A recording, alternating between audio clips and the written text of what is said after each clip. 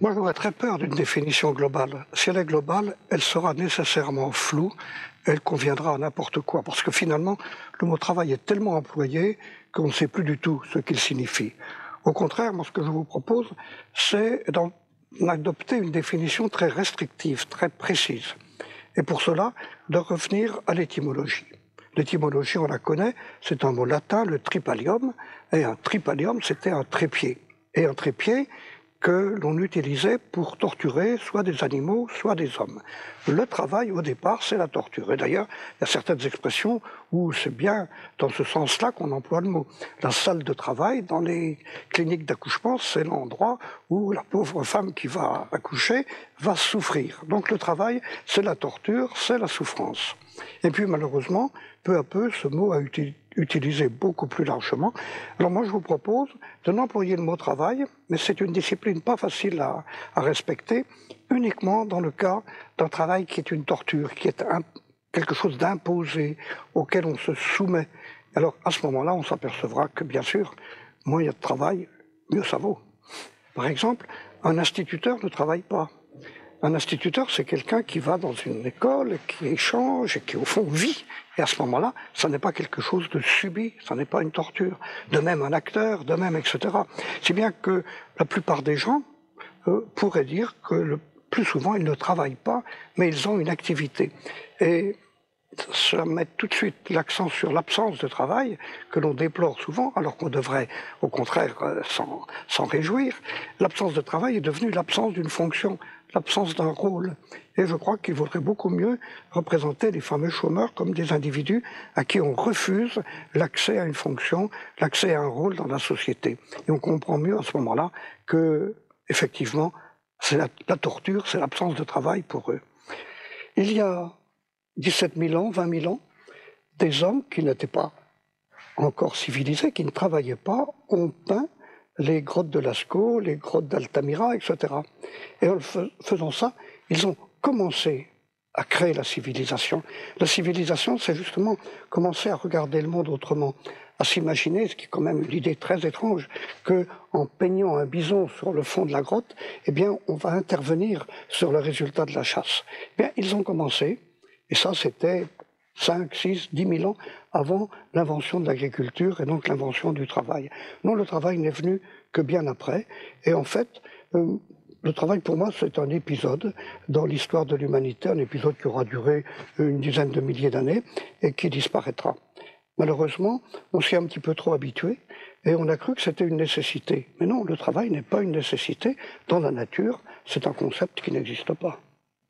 Moi, je ne mettrais pas du tout le point de départ de la civilisation à l'invention de l'agriculture et de l'élevage. Ça a été un certain progrès, mais enfin, c'était une direction un peu nouvelle. Mais la civilisation avait commencé bien avant. La civilisation, elle a commencé quand, par exemple, on a imaginé d'apprivoiser le feu. Ça, c'était un bond en avant extraordinaire.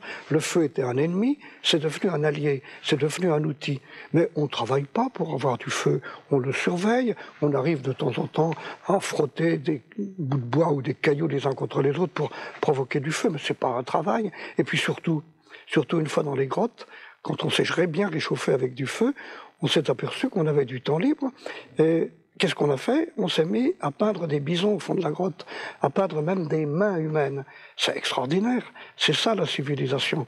Ça n'a rien à voir avec le travail. Moi, je dirais qu'au contraire, la civilisation commence quand on s'aperçoit qu'on a du temps qu'il faudrait bien utiliser à faire des choses amusantes, comme de construire des images, comme d'inventer des contes, comme d'inventer des religions, comme de se mettre à faire de la poésie et de la peinture. C'est ça la civilisation. Au contraire, le travail, c'est vraiment une perversion dans cette activité civilisatrice. Échanger, ce n'est pas nécessairement le fruit de son travail. On peut échanger le fruit de ce qu'on a trouvé. Je suppose que quand on était chasseur-cueilleur, eh bien, on échangeait un animal contre un kilo de fruits, etc. C'était aussi un échange. Et ce n'était pas le résultat d'un travail. Aller à la chasse, ce n'est pas un travail. Cueillir des fruits, ce n'est pas un travail quand on se promène dans la forêt. C'est bien que les véritables échanges n'étaient pas des échanges de choses que l'on avait produites. Ou alors, surtout, c'était des échanges d'idées. Et un échange d'idées, ce n'est pas du tout le fruit d'un travail. Si bien que notre civilisation actuelle nous fait croire que les seuls biens à échanger sont ceux qu'on a produits. Non, les vrais biens à échanger sont des idées. Et ça, c'est tellement plus important, avec surtout ce résultat que quand on échange des biens, eh bien on ne crée rien. Tandis que quand on échange des idées, on crée. J'ai une idée, vous avez une idée, on se rencontre. Quand on aura échangé entre nous, nous aurons chacun 2 idées, chacun 3 idées, chacun 1000 idées. Tandis que j'ai 1 kilo de pommes, vous avez 1 kilo de cerises, on échange, à la sortie, on a toujours le même nombre de pommes et de cerises. L'échange des biens matériels est un échange qui ne produit pas, alors que l'échange des idées est un échange qui produit. On est loin du travail, on est en pleine civilisation. Les fameuses races dont on entend parler surtout au XIXe siècle, puis encore maintenant de temps en temps, sont des concepts définis à partir de l'apparence des gens. Alors bien sûr, il y a des gens à peau noire, des gens à peau blanche, etc. On avait cru pouvoir en faire des races, on s'aperçoit que ça n'a pas de sens. Mais il y a eu aussi une notion de race en décomposant l'humanité en différents groupes qui pouvaient paraître tout à fait hétérogènes. Au fond, il y avait ceux qui travaillaient par nature et ceux qui avaient le droit de ne pas travailler. Par exemple, parce qu'ils étaient des nobles, parce qu'ils avaient du sang réputé bleu, alors que les autres ont du sang que l'on constate bien être rouge. Finalement, il y a eu comme une espèce d'acceptation d'une fatalité que certains étaient faits pour ceci et d'autres étaient faits pour cela. Et ça se retrouve encore maintenant. Quand à l'école on dit « oh, celui-là il est fait pour être un manuel, celui-là il est fait pour être un intellectuel, celui-là il est fait pour être bon en maths, celui-là il est fait pour être bon en rien », eh bien cette vision-là, qui est l'acceptation d'une fatalité, elle ne correspond à rien de vrai. Si c'était vrai, il faudrait l'accepter, même si on trouve ça un peu déplaisant. Mais il se trouve que ça ne correspond à rien de vrai, sauf qu'à particulier pathologique, il n'y a pas vraiment de fatalité. Et c'est contre cela qu'il faut lutter, l'acceptation d'une fatalité, d'une classification. Dès qu'il y a classification, il y a finalement un peu de racisme. Ce que je produis m'appartient, évidemment. Et puis je peux le donner, par conséquent, échanger. Mais le plus souvent, ce que j'ai produit, je l'ai produit avec plaisir, et absolument donc sans torture, et donc sans travail, si on accepte la définition qu'on a donnée au début. Si bien que je ne lirai pas du tout, moi, le travail à la possession. Tout au contraire, il se trouve que quand on va travailler à l'usine, et que c'est un véritable travail, une véritable torture, parce qu'on ne peut pas faire autrement, eh bien justement ce que l'on produit ne vous est pas donné.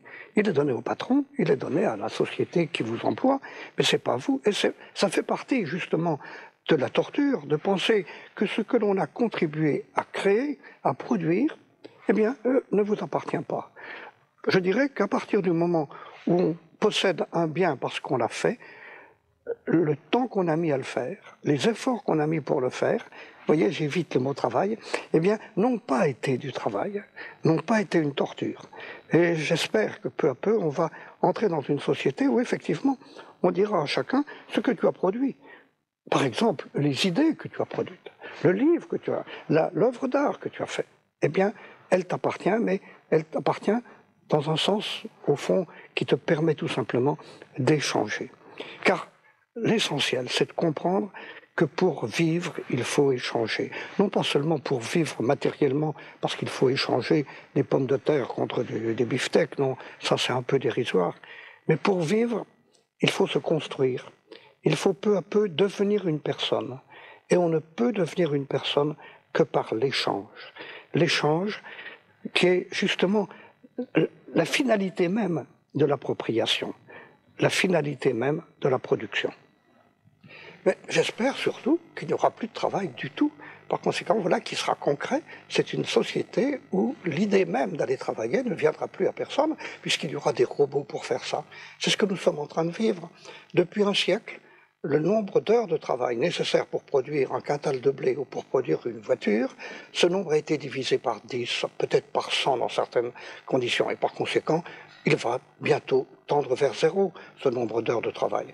Alors, il n'y aura plus de travail, qu'est-ce que l'on fera?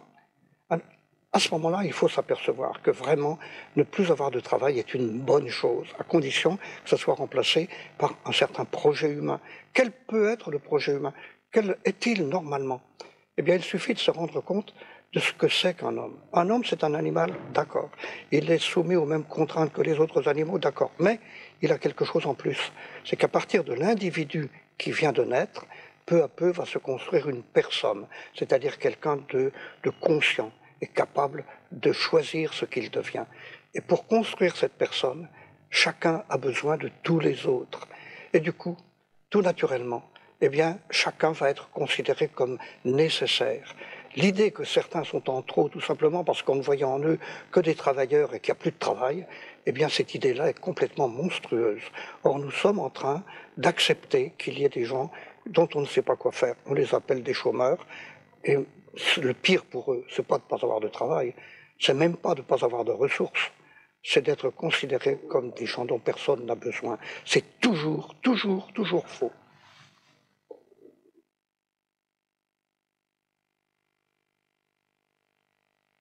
Ma vision, elle essaie d'être lucide. Et je me dis que quand on parle de demain, bien sûr, je ne prétends pas connaître demain, mais je peux essayer de décrire des demains possibles. Un des demains possibles, c'est la continuation de ce que nous sommes en train de faire actuellement. Et qu'est-ce que nous sommes en train de faire? Nous sommes en train finalement de donner le pouvoir à une catégorie de personnages parfaitement respectables, mais qui sont très dangereux, les banquiers. Qu'est-ce que c'est qu'un banquier? J'ai réfléchi et je me suis aperçu qu'un banquier était quelqu'un qui vendait des biens qu'il n'avait pas eu à produire. Un paysan produit du lait et vend le lait. Un artisan produit une armoire et vend l'armoire. Mais un banquier, qu'est-ce qu'il vous vend? Il vous vend finalement l'espoir que vous avez que pour vous, les choses vont s'arranger demain. En effet, il vous prête 1000 francs aujourd'hui et vous lui rendrez 1050 francs dans un an. Et les 50 francs supplémentaires, c'est en fait la valeur de l'espoir que vous aviez que vos affaires allaient s'arranger. C'est ça que vous vend le banquier. C'est pas très raisonnable, c'est pas très respectable finalement. Et ce que l'on peut espérer, c'est que les banquiers ne seront pas les guides de la société de demain. S'ils restent les guides, alors on va nécessairement faire une société où il y aura de plus en plus de gens dont on n'a pas besoin. Et dans ce livre, j'ai proposé un néologisme. Dans ce livre, ce seront des anthros, Z-A-N-T-R-O-S. Alors, être un anthro, c'est pas possible, c'est pas acceptable. Et naturellement, quand on croit en trop, on n'a que deux solutions, le suicide ou foutre le feu à tout. J'espère qu'on va y échapper à ça. Alors l'autre perspective, l'autre petite fable que j'ai proposée, c'est la victoire de l'humanitude. L'humanitude, c'est un mot que j'ai un peu pris à Senghor. Senghor qui avait parlé de la négritude. Et la négritude, c'était la richesse apportée aux hommes par les gens en peau noire. Eh bien pour moi, l'humanitude, c'est la richesse apportée aux hommes, par tous les hommes. Et on peut espérer qu'on deviendra raisonnable et que peu à peu, justement, ayant complètement oublié la contrainte du travail, on se dira qu'il y a cette contrainte merveilleuse, cette possibilité merveilleuse, qui est de participer chacun à la construction des autres. Et cela, c'est sans fin. Et du coup, on aboutit à une extraordinaire définition de chacun. Qu'est-ce que je suis? Je suis les liens que je tisse. Ça n'est pas en me regardant que vous me connaissez. Ça n'est même pas en m'écoutant. Ce que je suis en profondeur, c'est les liens que je suis capable de tisser avec les autres. Nous sommes en train d'accepter ce monde-là. Et ce qui est pire aussi, encore, c'est que ceux qui en sont les victimes, ces fameux anthros, eh bien, ils commencent à l'accepter. Ils commencent à croire que c'est de leur faute. Et finalement, ils se contentent de ce qu'on leur donne. Et ce qu'on leur donne, bien sûr, c'est de quoi survivre. Et on leur donne surtout de quoi ne plus se poser de questions. Et on peut s'apercevoir que, hélas, le sport, la télévision, qui pourraient être des choses admirables, sont utilisées pour permettre à certains de se contenter d'une vie virtuelle. Alors bien sûr, ils n'ont pas assez d'argent pour aller au pôle Nord, mais le pôle Nord, ils le voient à la télé. Ils ne sont pas assez beaux pour épouser la princesse Caroline, mais à la télé, ils peuvent imaginer qu'ils l'épousent. Et puis surtout, ils ne sont pas assez forts ou ils ne sont pas assez adroits pour être des champions du foot ou du basket, mais ça ne fait rien. Ils regardent ça dans leurs pantoufles, ils voient ça à la télé, et puis même, ils s'enthousiasment pour les uns ou pour les autres, alors qu'au fond, ça leur échappe complètement. Le pire actuellement, c'est l'acceptation d'une vie virtuelle par un nombre de plus en plus grand de gens. Et il faudra donc provoquer un sursaut.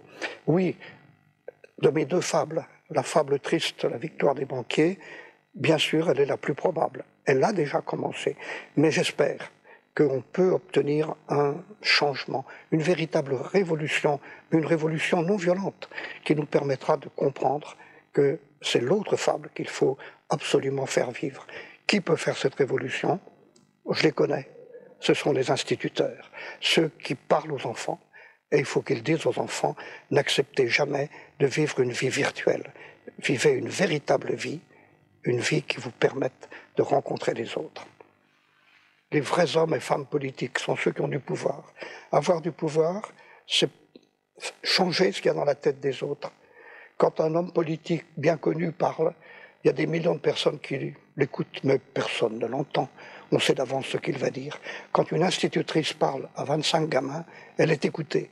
Par conséquent, les hommes et les femmes qui ont le pouvoir, eux qui vont faire la vraie politique, ce sont les instituts. C'est à eux qu'il faut s'adresser pour essayer que demain soit vivable. Pourtant,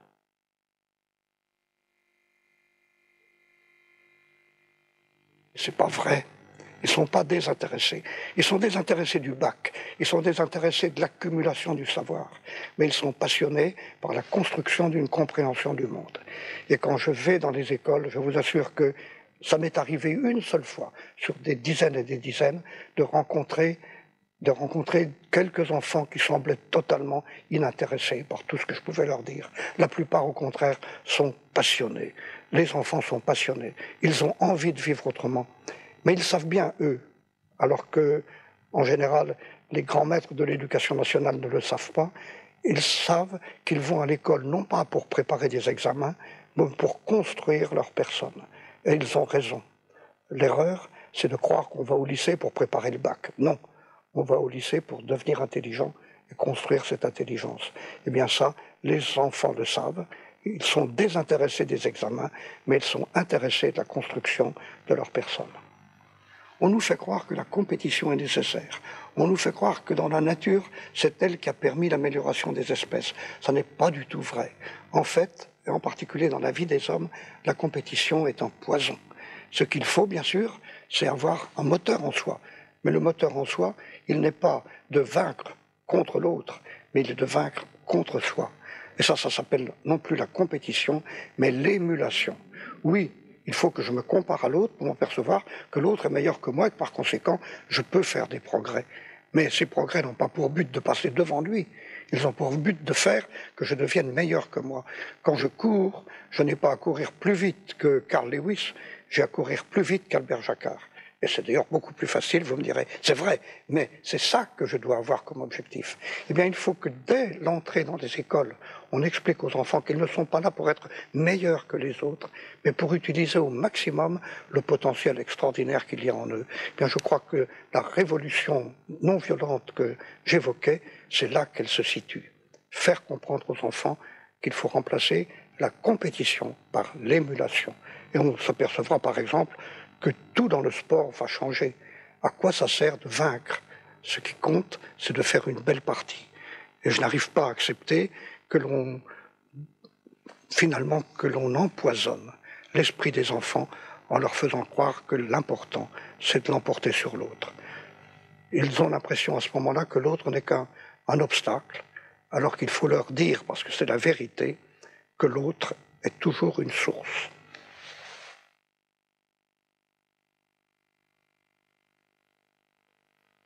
Le mot chômage, c'était un mot très positif il y a un siècle. Quand il y avait enfin un jour chômé, parce que c'était la Saint-Machin, tout le monde était content. Oh, si, demain, c'est un jour chômé. Vive le chômage. Plus il y aura de jours chômés, mieux ça vaudra. Et puis, il y a eu ce renversement où le chômage est finalement une non-activité subie, de même que l'activité est subie. La clé, c'est justement dans le mot subir.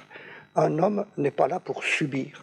Et c'est vrai dans la nature. Les animaux subissent. Bien sûr, ils subissent toutes les contraintes de l'environnement. Les hommes ne subissent pas. Quand ils avaient froid, au départ, il y a très longtemps, ils grelottaient. Et puis un jour, ils ont inventé le feu et ils ne grelottent plus. Autrement dit, au lieu de subir, ils arrivent à vivre en fonction de ce qu'ils ont décidé. Eh bien, c'est vrai pour ce qu'on a appelé le travail. Quand il est subi, il faut le supprimer. C'est vrai aussi pour l'absence d'activité. Quand elle est subie, il faut la supprimer. Il faut donc avoir une société qui soit capable, et ce n'est pas difficile, de proposer une activité et 1000 activités à chacun. Alors, bien sûr, chacun choisira. Il y a ceux qui préfèrent chanter, il y a ceux qui préfèrent courir, il y a ceux qui préfèrent écrire des livres ou lire, peu importe. Mais il y a vraiment de quoi s'occuper. La vie est si courte. On s'en aperçoit quand il n'en reste plus que quelques années d'espérance de vie. Alors, qui va faire le travail? J'y ai déjà pensé. Prenez l'exemple du ramassage des poubelles tous les matins. Effectivement, si on fait ça toute son année, des années entières, réellement, c'est pas drôle. Mais si on répartissait, imaginez qu'un professeur d'université soit obligé 2 ou 3 jours par an, pas beaucoup, d'aller ramasser les poubelles. Mais il serait très content. Bien sûr, ça l'embêterait de se lever à 5 heures du matin, ou même plus tôt. Mais au fond, ça serait une expérience au cours de son année. Et comme ça dure 2-3 jours, il n'y a pas de quoi en faire une histoire. Autrement dit, ça serait un partage qui permettrait de transformer ce qui est un travail quand c'est contraint, quand c'est obligatoire, en une activité très ludique, quand on le fait de temps en temps.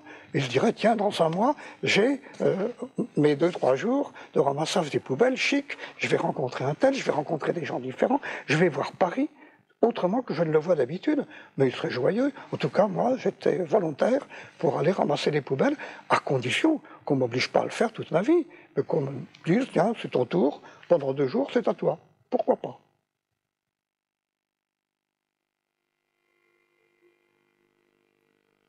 Il y a un siècle ou deux, on expliquait qu'il y avait 2 sources à la dignité.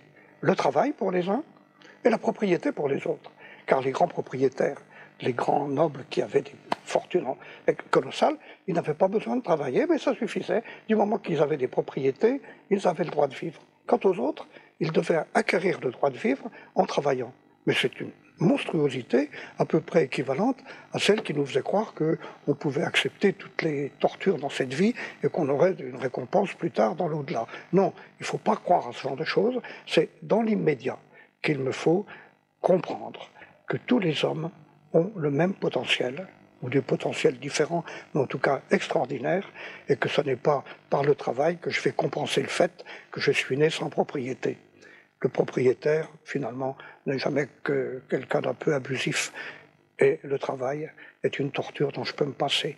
Ma dignité, je la trouve en échangeant, et en échangeant de préférence des idées.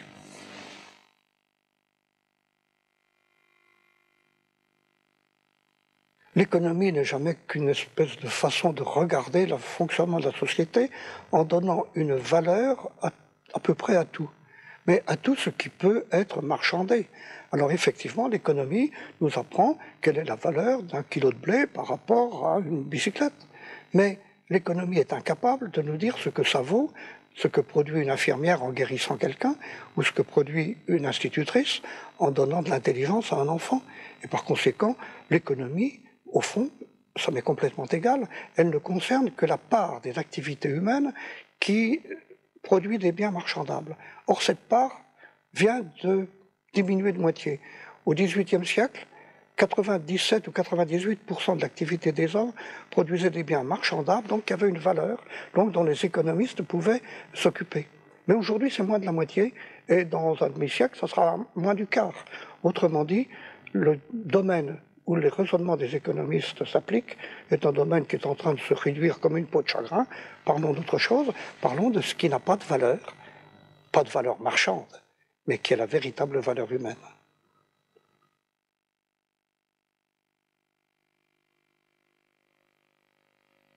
Alors là, il faut rêver, et pourquoi pas rêver? Il faut rêver en se disant, en se réveillant, on aura tous un programme, mais un programme qui ne sera pas imposé parce qu'il faut bien vivre, parce que ceci et cela, mais un programme qui tiendra compte des autres et dans lequel on va choisir.